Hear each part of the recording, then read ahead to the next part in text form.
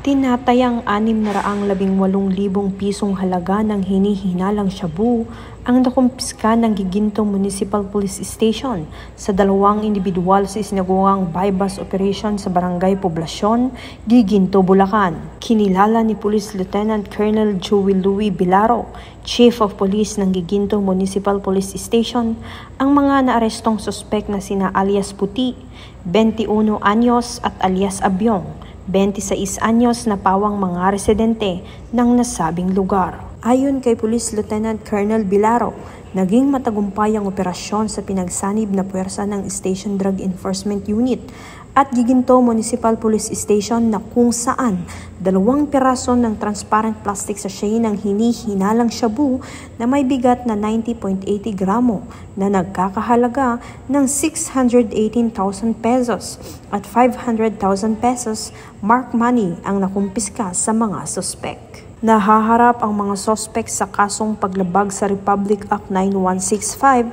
o Comprehensive Dangerous Drugs Act of 2002. Ang Bulacan PNP ay patuloy na palalakasin ang kanilang kampanya laban sa illegal na droga upang tiyakin ang kaligtasan at seguridad ng mga mamamayan sa kanilang nasasakupan. Hinihikayat din ng publiko na mag-ulat ng anumang kahina-hinalang aktibidad kaugnay sa illegal na droga para sa agarang pagresponde ng mga otoridad. Mula dito sa Bulacan Police Provincial Office, ako ang iyong PNN Correspondent, Patrolwoman Mildred A. Tawagon, alagad ng batas, tagataguyod ng Balitang Pulis.